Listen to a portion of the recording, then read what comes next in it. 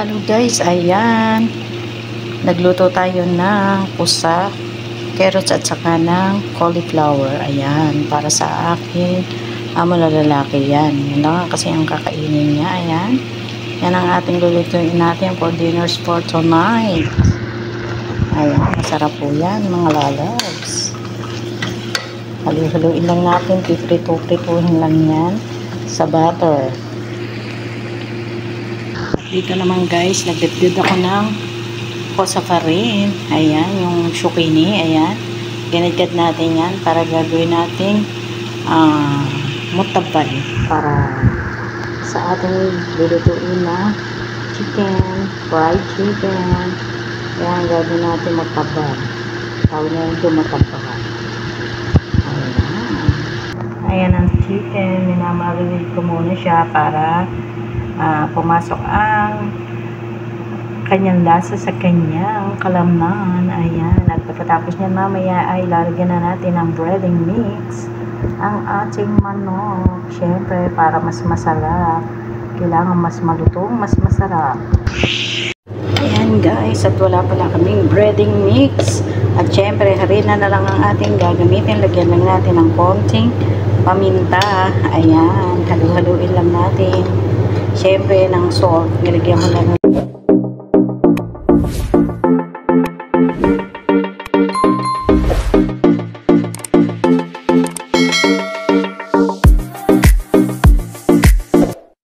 short yan. Ayan. Diyan natin nilalagay ang ating manok. Diyan natin i-breading. O, diba pwede na rin naman yan. Yan guys, halu-haluin lang ulit natin at konti na lang ay maluluto na yan. Hindi naman kailangan malambot na malambot, pero para sa akin yung ganyan luto ay okay na yan, medyo hapto. Pero dun sa aking amo syempre medyo lambutan daw at huwag masyadong matigas, pero mas masarap kung half-cook talaga. Ayan guys, magbe-breading na tayo ng ating manok. Unahin natin ang pakpak. Ayan. Then, lagyan lang natin sa harina. Ayan.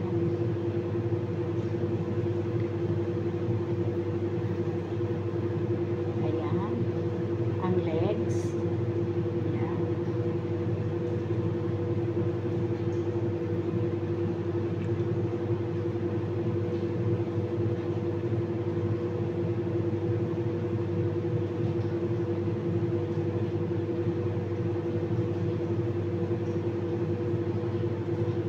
Iba sinasawsaw sa tubig. Ako sinasawsaw ko din naman sa tubig, pero hindi naman siya kagaya nung pinapakita ko sa video na na talagang crunchy. Mas masarap pa yung ikaw na lang mismo ang gagawa sa sarili, magbe-breading ng lulutuin. Matatansya mo pa kung talagang crunchy siya o hindi. Kasi minsan ginaya ko yung mga nasa video na yun na gano'n daw ang gawin ko, sinet-send nila sa akin sa WhatsApp, pero hindi ako nasasarapan pa. Mas gusto ko pa yun sarili ko na lang gawa. Talagang sure na malutong siya, masarap siya. Ayan, i-breading na natin lahat. Ayan, ako'y nagugulat pag may umalagabog sa pinto.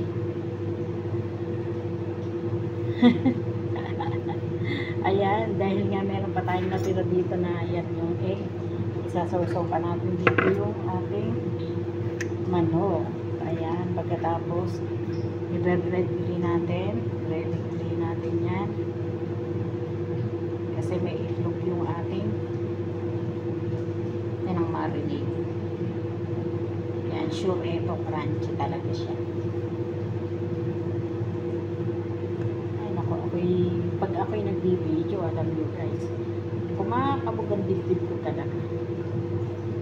Dahil nga hindi naman ako sanay nang nag-video ng hindi nila alam. Lumatagabog yung dibdib ko.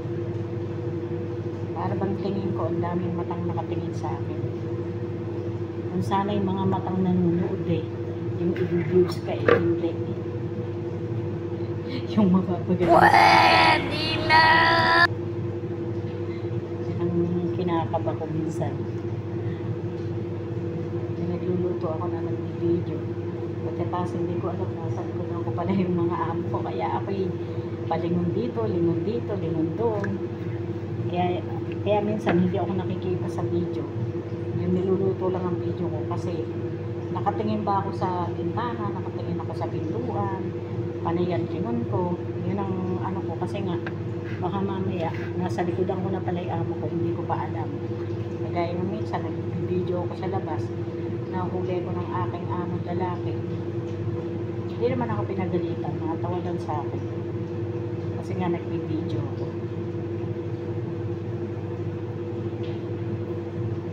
Ayan, na-breadings na natin, o diba? Tingnan nyo na.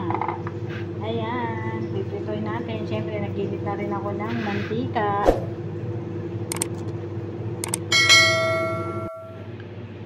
At ayan na nga guys, luto na ang ating vegetable na prinito natin sa butter. Ayan guys, at nagpainit na nga rin tayo ng mantika para priprituhin na natin ang ating manok. Ayan naman po, gagawa po ako ng kubus dyan, kubus chapati. Ayan na po ang ating brineding na manok. Ayan, para mas masarap ang ating pagkapa-fry. Ayan, ala Kentucky. O diba, ang sarap yan. Ayan guys, at gagawa na nga tayo ng chapati. Ito ang ating dough. Ayan. Ayan, bibilog-bilogin lang po natin ha. Ganito yan. Ayan, bilog na kagaya nito. Ayan, bibilogin lang natin sa tamang sukat. Ayan. Medyo maliit siya kasi lalaki pa naman yan. Ayan, bilogin lang natin gano'n. Ang ginamit ko po pala dito ay nilagyan ko lang siya ng salt. At saka binasa ko sa tubig at saka ng milk powder. Yun lang po ang ginamit ko dito. Hindi ko na sa inyo napakita kasi alam nyo ba guys, pag talaga ako'y nag-video, kinakabahan talaga. Pag kinakabahan ako, alam ko may papasok dito. Kagaya niyan, pagkatapos ko pag-video na ipakita ang aking pag-breading, nung binine-breading ko yung manok. Nilagyan ko ng breading mix. Pumasok ko yung alaga akong babae. So, tingnan nyo na. Kaya ako kinakabahan. Konti lang ang gagawin ko na ay, guys, mainit na ang mantika natin. Lagyan na natin yung manok. Ayan. Mag-prito na natin. Ayan. Para ako matapasok. Ayan guys, sa medium heat lang ang ating apoy. Huwag natin lakasan para hindi siya luto yung ibabaw pero yung ilalim hindi siya luto. At ayan nga guys, tingnan nyo. Ganyan po ang magluto ng style Kentucky. Ayan, tingnan nyo. O diba, mas maganda siya pagka talagang yung harina gagamitin mo at hindi breading mix. Para talaga siyang sa Kentucky. O diba, para sa jola na lang. Ito na nga guys, gawa na tayo ng ating chapati. Ayan, ilupin lang natin ang ganyan. Ikita nyo po ba? Ayan. Ganyan lang. Umiikot-ikot siya na gano'n. Ayan. Ayan. O diba? Kitang-kita nyo. Ganyan lang po ang paggawa ng chapati. Ayan. Ayan, pagkabilog na po yung ganyan, ayan, pwede na natin yung isa lang sa apoy. Ayan, ganyan lang po ang paggawa ng chapati. Ayan, pwede na po yan. Ayan nga guys, na isa lang na natin ang ating chapati. Ayan, hintayin lang natin medyo pumula yan, hindi siya pulang-pula, konti lang, katamtaman lang. Ayan guys, pagka ganyan po nakikita nyo na siya, lubo-lobo na siya, pwede na siyang baliktarin. Ayan, ganyan. O O, dito ba? Ganyan po ang chapati. Ayan, dito naman po, bilhin na po natin.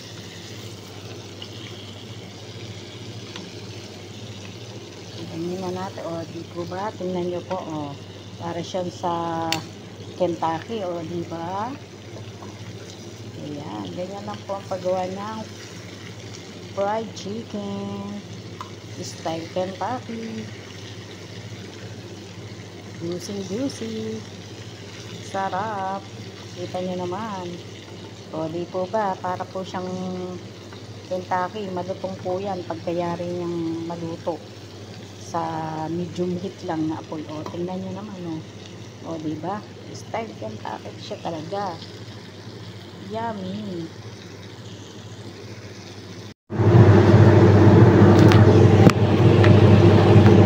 Ayan. Pagmasa po tayo uli. Ayan, ganun po yung procedure. Bilog-bilugin lang natin ang ating harina.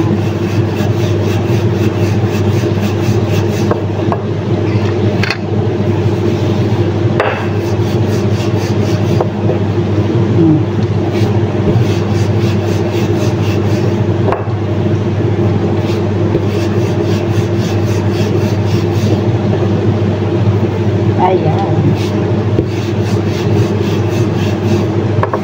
O, di po ba? Ayan po ang ating binilog na harina. Ayan, ganito lang po pagbilog ng harina. Ayan.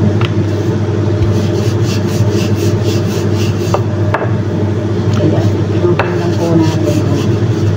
Ayan, pag tumupi, syempre, tutupi ko talaga yan. Ayan.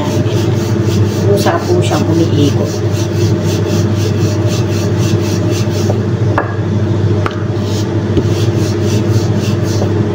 Ayan. Ayan na po ang ating chapati. Ayan. Bilog. Ayan, nakapagsalang po ulit tayo ng pangatlo. Ayan. Ayan, tingnan nyo guys. Ayan, gagawa naman tayo ng Kentucky.